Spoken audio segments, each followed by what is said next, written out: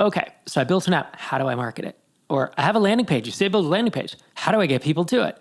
And I don't mean to poke fun at those questions, but that's like saying, I'm a startup founder. What should I know about being a startup founder?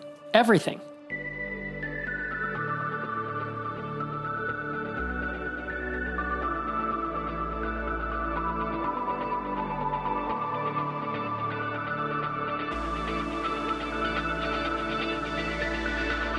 I love the smell of startups in the morning. I'm your host, Rob Walling, and this is Startups for the Rest of Us. In this episode, I go through listener questions covering topics like current B2B SaaS valuations and why some people are holding out for those 2021 inflated valuations, how to pick one idea to start building, choosing between two ideas with pros and cons, whether to start a podcast to build an audience, and more. Before we dive into the episode, I have two announcements for you. The first is that TinySeed applications for our fall 2023 accelerator batch will be open from September 4th to the 16th. We are funding companies in two batches. We have our Americas and our EMEA batch, that's Europe, Middle East, and Africa. And if you have at least $500 in MRR and you're looking for the perfect amount of funding, as well as world-class mentorship you can't get anywhere else, and a tight-knit community unlike any you've been part of, head to tinyseed.com/apply. If it's from September 4th to the 16th, applications will be open and you can apply there. Usually takes about 10 minutes. If they're not open, you can enter your email to be notified when we open the doors. I hope to see your application. And my second announcement is that while some of you might have spent the summer vacationing or spending time at the lake, our team at MicroConf has been gearing up for one of the biggest announcements we've ever made. The last time we made a major announcement was in 2019. So I don't want to jinx it, but there are some pretty amazing things coming down the line to help you build, launch, and grow your SaaS business. If you want to be the first to hear about it, head over to futureofmicroconf.com and sign up for our announcement event that's going to happen on September 14th of 2023. You won't want to miss it. And with that, let's dive into our first question about B2B SaaS valuations.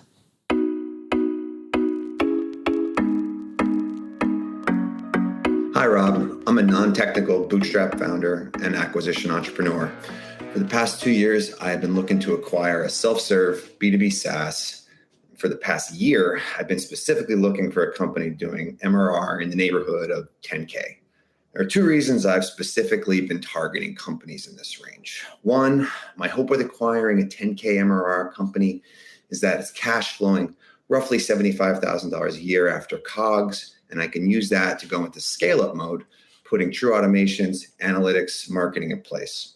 Second reason I've been targeting companies in this range is that debt is so ridiculously expensive right now, and if I buy this company for cash, I can stop losing to all cash offers. Here's the problem. During the pandemic, SaaS valuations went haywire. The latest Centurica data shows that multiples are finally coming back to earth for large deals, but no one told the founders out there with companies in my range. I haven't seen SaaS deals for less than 5x multiple of ARR in forever. Some founders are even engaging brokers and still looking at 10x or more. I'm getting burned out, man. Can you help me make sense of why founders think that their company is worth so much more than it really is? Yes, I might be able to pull some levers and grow this company, but you don't get to price it based on what someone else might be able to do for it. Please help me understand, and thanks for everything you do for the SaaS community.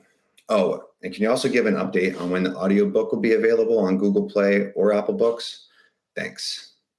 Yeah, this is tough, Patrick, and this is not only happening with bootstrapped and mostly bootstrapped kind of lower end revenue SaaS companies, but this is happening with collectibles. This is happening with real estate in some places. This is happening with any type of asset where you set the price. It's obviously not happening with stocks because that's a liquid and an efficient market. But these inefficient markets where people can basically set their own sale price and say no to offers that are even 10% below it, they are experiencing this across the board because we all got dollar signs in our eyes in 2021. And you can see it with venture-backed startups that raised at huge valuations when they really weren't worth that much. But the market was so frothy that, let's say they raised at $100 million valuation when they had $2 million of ARR or $3 million. That was not unheard of. It was not every deal, but there were deals where the multiples were that high. There were even deals with multiples higher than that.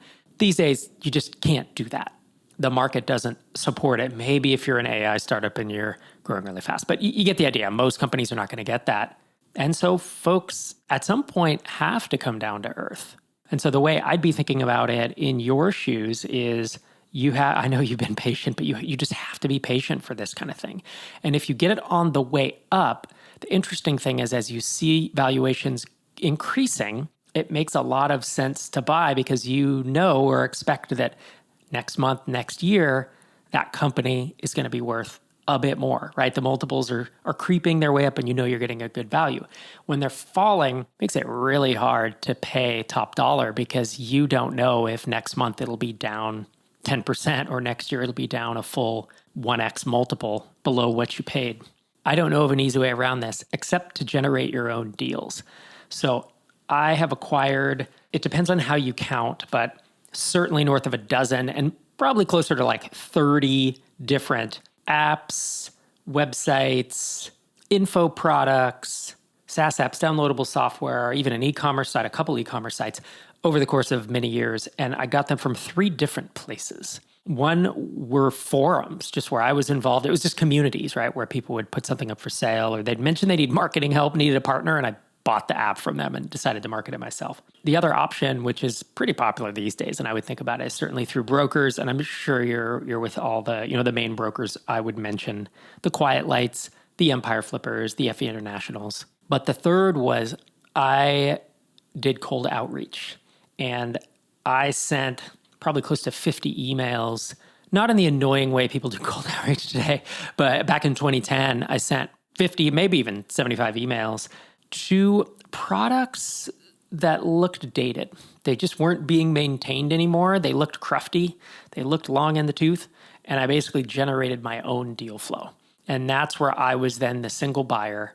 And I was able to negotiate a price that made sense for me because there were no other buyers competing with me, basically. So that would be the other thing I would consider if I were in your shoes. There could obviously be an entire podcast around how to source those deals. But if you give it some thought, put your mind to it, I'm sure you can think of some interesting criteria to use. But I do like the fact that you're buying something for $10K a month. That's like a nice revenue mark because that allows you to almost support yourself full time. I know you said $75K in profit after that, which depending on where you live may or may not support you. But I do like that price range. Now, with that said, that price range is extremely competitive because a lot of people are trying to buy in that range. It's the same thing if you look at single family houses and houses from, let's say, 1 to 4 units, the prices of those are a lot higher per unit or a lot higher per rental dollar than if you buy a big apartment building because there's so many people trying to get into that space. There's so many people doing it on the side or trying to make money in real estate. The same thing actually is true with high-end collectibles, whether it's comic books, baseball cards, coins, it doesn't matter. You'll see on a really valued piece something that everyone wants, let's say the first appearance of Spider-Man in Amazing Fantasy 15, as you go in higher and higher grades where these things are literally 6 figures and ultimately 7 figures. I think it's a 9.6 that sold for several $1 million. But as you go down, the multiples compress. So by the time you get down to a really ratty copy of 1.0, 1.5, 1.8, there's so many people that just want to own that book. And the price for a 1.0 or a 1.5 can be really close to like a 2.0 and a 2.5 because, again, there's just a lot of competition for it. So that's where buying in this price range of that $10K a month, it can be tough. There is just more competition there. Sounds like you're putting in the work. Sounds like you're being patient. And I have a feeling you will be successful eventually.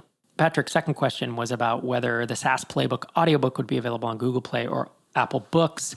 And the good news is it is available. So I submit it through Audible's ACX, which is like the author exchange. And it's available now on Audible. It's available on Amazon as paperback, Kindle, and an audiobook. And it's available, it says on iTunes. I believe that is Apple Books. I honestly don't know. It's not available on Google Play. You are literally the first person to ever have mentioned that. So if I get resounding requests for it, I will certainly have my project manager look into how difficult that is to do it and to manage. As of now, it's not in Google Play, but it is in electronic format, not audio, but like EPUB format on Apple Books. So again, you can get it on Amazon in all three formats. You can get it on Audible, and you can get it on Apple Books, in EPUB, as well as through iTunes/Apple Books as an audiobook. That's the question mark. I would just think ACX would say Apple Books if that's what it was on, but it says iTunes, and I'm kind of at the mercy of their documentation to understand that. So thanks for the question, Patrick. And of course, you can go to SaaSplaybook.com if you want to buy it directly from me. I'm trying to have cheaper prices than the Amazon Audibles because it's crazy the percentage that Audible specifically takes. Amazon actually doesn't take an egregious percentage, but it is nice to go direct. Then we have a direct relationship, and hopefully I can save you a few bucks. But wherever it works for you, love it if you would pick up the SaaS Playbook. Thanks for that question, Patrick. Our next question is from Anders. He's trying to choose between two software ideas.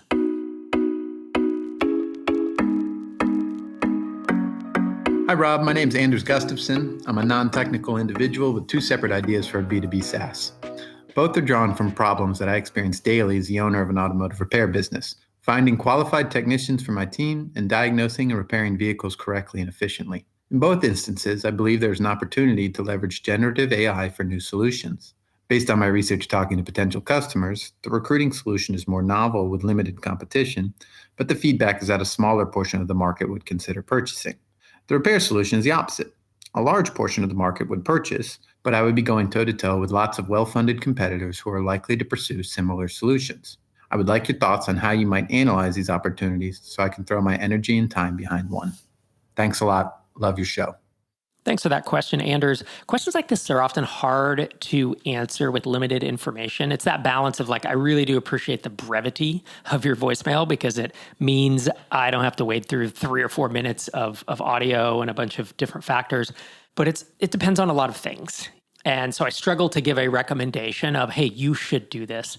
The way I think about it is based on what you've said, in your shoes, if I were trying to make this decision, I personally do not like creating new categories. As much as I'm a builder, I like making new things. Ooh, I'm going to build this new tool no one else has, and there's no competition. Isn't it so cool? Aren't I creative? And wasn't that fun to build?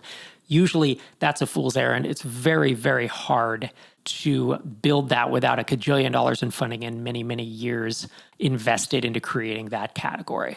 HubSpot did this with inbound marketing as an example. And I talked to Dharmesh at a Business of Software, and he said, yeah, I estimate it took us $5 million and I forget how many, it was many years to drive home this category, to make this into its own category. And then they branched into CRM, and obviously the rest is history there.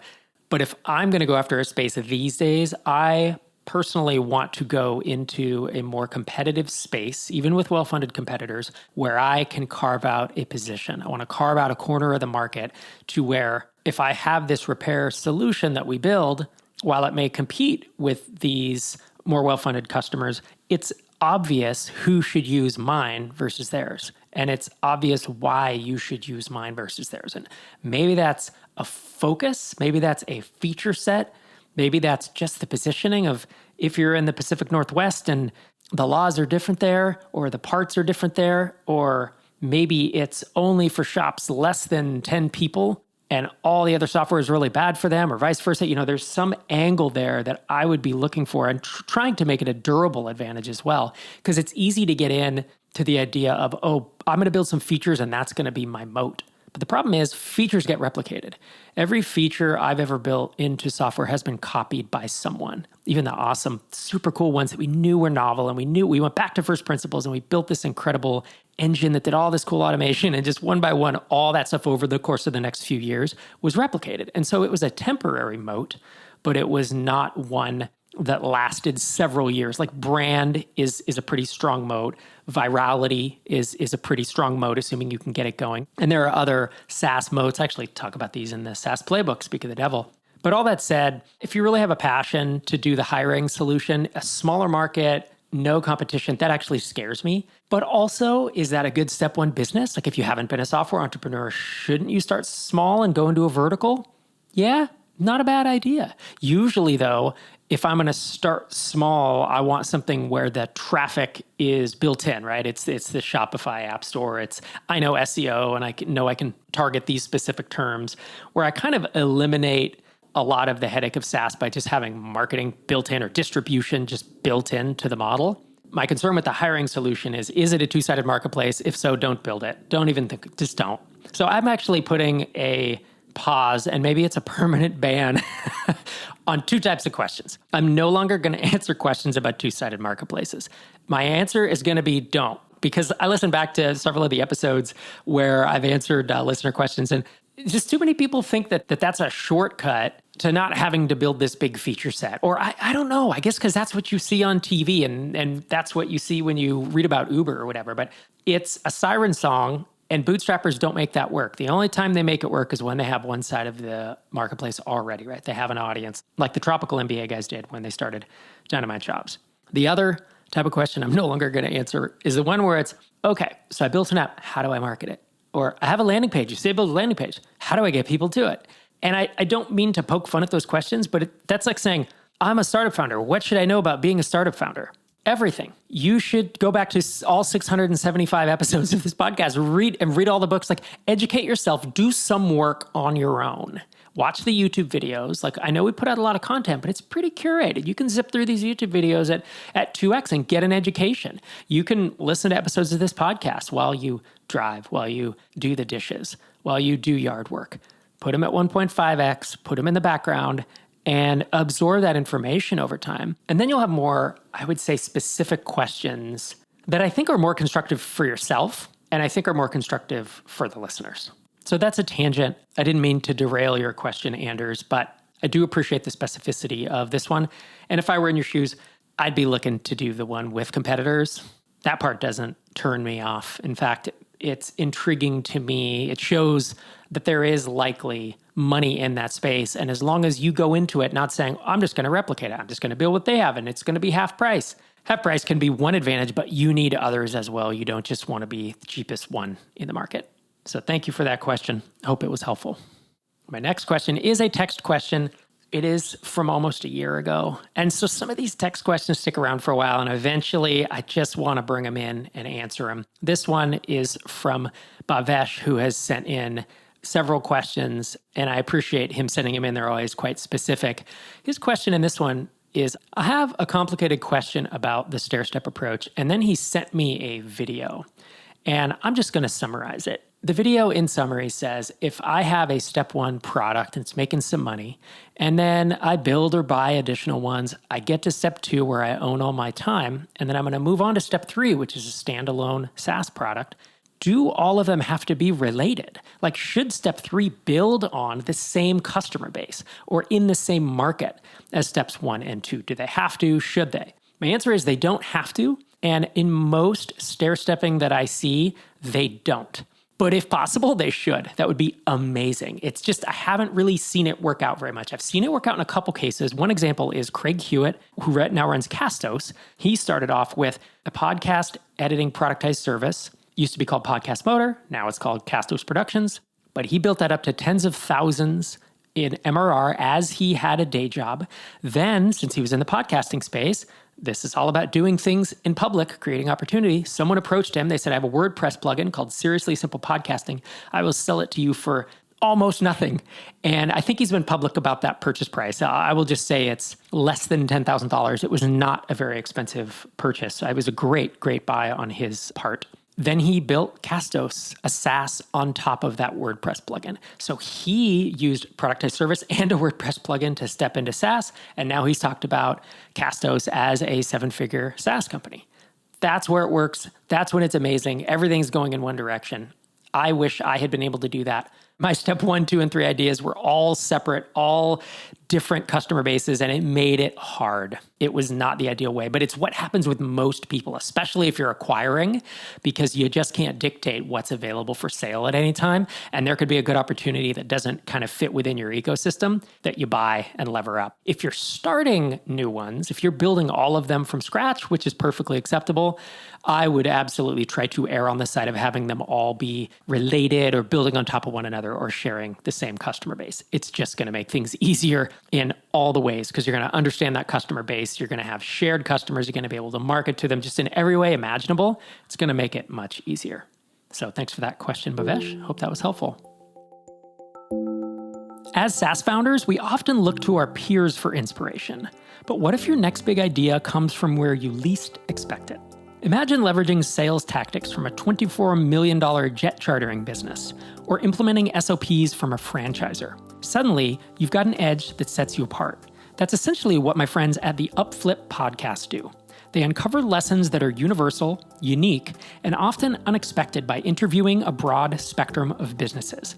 Take episode 27, for instance, where Ed Warren shares his journey of transforming a mobile car detailing business into SaaS from scratch. If you think about it, that's a pretty unique approach. So if you're ready to look beyond the conventional SaaS wisdom and stir up some innovation, check out the Upflip podcast. Just give it a search in Apple Podcasts, Spotify, or wherever you get your pods. You never know where your next big idea will come from, and it just might be a click away. Our next question is from Mike, and he's wondering about co-founder equity splits and founder agreements.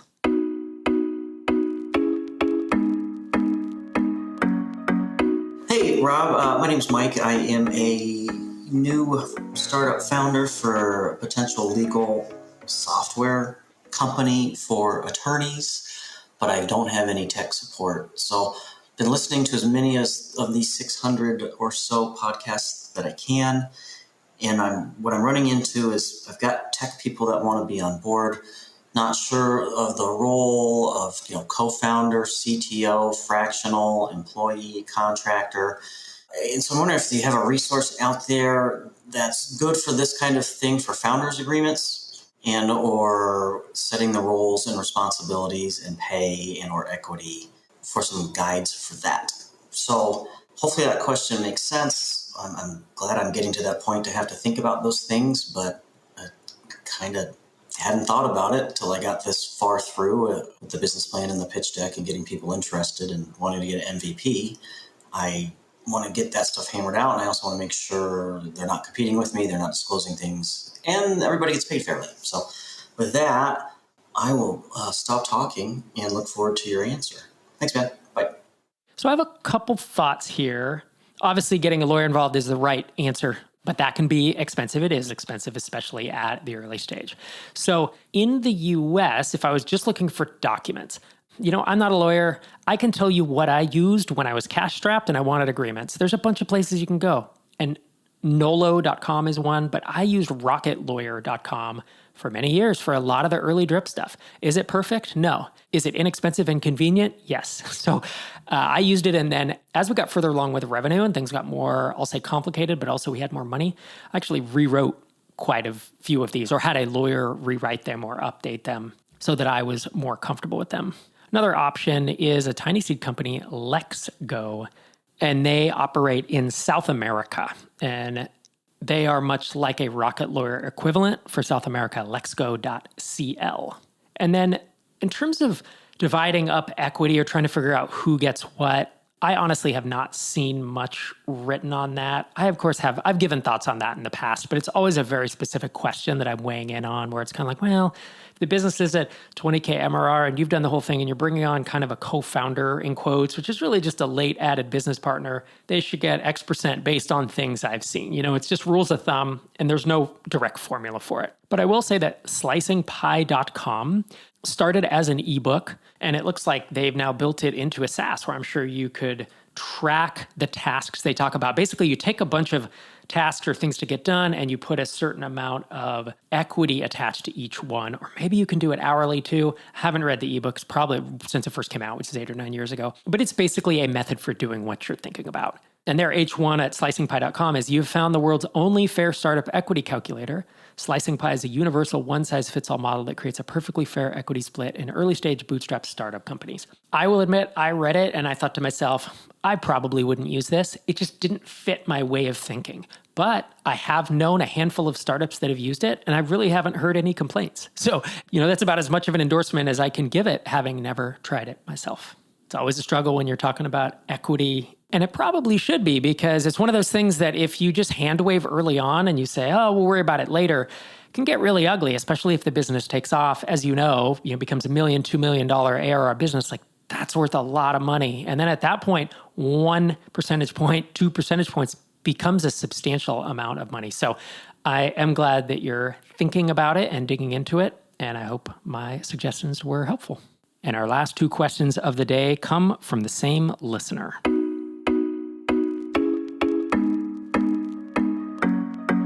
Hi Rob, when you were working on Drip, I noticed on your video presentation on MicroConf, you had a few validations before going ahead with building Drip.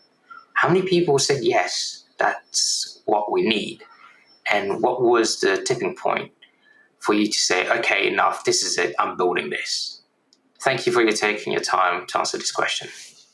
This feels like a pretty quick and easy answer for me. There's a couple of different ways to validate things that I've become familiar with. One is to put up the landing page or put up the website and talk about the value proposition, see how many people are interested. That's usually when it's a marketing-led startup, meaning you're going to drive a lot of people into a funnel, get them to convert. The other way is to have a lot of conversations to potentially get buy-in or a yes, I would pay for that. And usually it's like, hey, if I built this thing and it was $49 a month, would you pay for that? Would you at least try it out? And then another level higher, which I haven't done, is to actually take checks, right? Or to take prepayments and say, I'll refund you if we never get to it. There are a bunch of different ways to do it. But the listener who asked this was asking, how many people did I get to say yes? I talked to 17 people. I got 11 yeses. For me, the tipping point was at 10. I had modeled my approach after Steve Blank's original customer development, but realistically, more so after Jason Cohen's validation or pre-validation of WP Engine. And he talked to a lot of people, and he got 40 yeses. So I figured, hey, if he needs 40 and I'm building something much smaller than WP Engine, WP Engine was still pretty small at the time, to be honest. It was only a couple years in. But I figured if I get to 10, this can definitely be a nice lifestyle business. Those are the only two case studies I've heard in detail of people telling this story and talking about getting to yeses and talking about how many they've had. And so I don't know what the range is. I know that 5 people doesn't feel like enough to me, unless maybe you're charging $100,000 a year and then maybe 5 companies is enough. I know that 40 feels like quite a few, and I know that 100 would be a lot of conversations. So there's some number in that range where I feel comfortable. And given that originally I was going to charge $99 a month, I felt like getting 10 people who would be willing to pay $99 a month was $1,000 of MRR. And I felt like if that many people needed it and paid that the rest of my audience would feasibly buy it in enough volume that it would be a $10,000 or $20,000 a month business. So do these numbers and ideas change over time? Absolutely. Do they change based on your price point, your audience, your network, the space you're in, the industry, how many competitors there are? It absolutely does. There's so many variables, but these are just anecdotes to help us gauge where we might want to be. Because without having heard Jason Cohen's story and having heard my story with Drip, you kind of have no idea where to go next. And at least these guardrails can help you think, well, if I'm going to validate an idea that way, maybe I'll follow in the footsteps of Rob and Jason. And our last question for the day is about whether to start a podcast.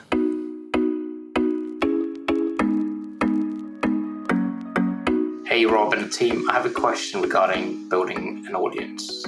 With AI making it harder to publish and build an audience, do you think it would be worth working on a podcast or a YouTube channel to build your audience in anticipation of releasing the product?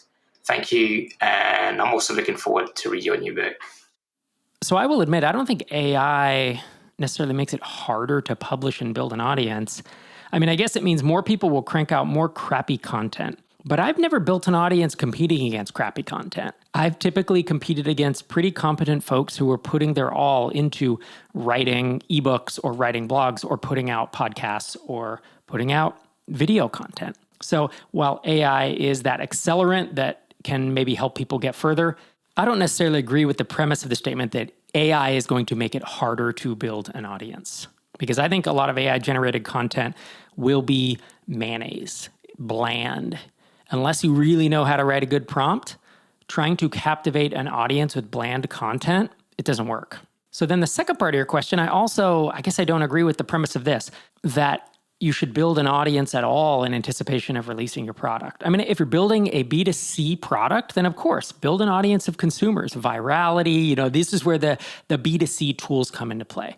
But if you're selling a tool to businesses to solve a problem, I guess if you're exceptional at YouTube and or podcasting, and you've done it before, you feel like you really want to do it, and you're going to do it in the specific vertical or the specific niche where you are going to serve customers, and you really want to do it, then do it. But you heard me say on this podcast many times, for B2B SaaS, build your network, not your audience. Of all the companies we funded at TinySeed, 131 companies, it was less than 5% that had an audience when they launched or even as they grew. And I mean an audience that, say, followed the founder or followed the brand and was consuming all the content that they were putting out. By far, the vast majority of successful B2B SaaS companies are built on the top 5, the big 5, as I call them in my book: content, SEO, cold outreach, integrations, partnerships, and ads. These are not as fun as starting a YouTube channel or a podcast, or starting a community of entrepreneurs, or going on a podcast tour, which can also bring in people. There are marketing channels that you should do, like eating spinach, and there are marketing channels that you want to do, like eating ice cream. And I gave the example of someone, 5-6 episodes ago, about one entrepreneur who built a directory of freelancers and one entrepreneur who built a community of freelancers. And one of those was objectively a better choice. And you can go back and listen to that episode. It's the most recent Rob solo adventure. But that's where I have a podcast and a YouTube channel, but you shouldn't necessarily do it because I do it because I'm not growing a B2B SaaS currently. Did I start a podcast or a YouTube channel for Hittail or Drip? No, neither of them. I happen to have this podcast going, but this has been a hobby now for 13 years.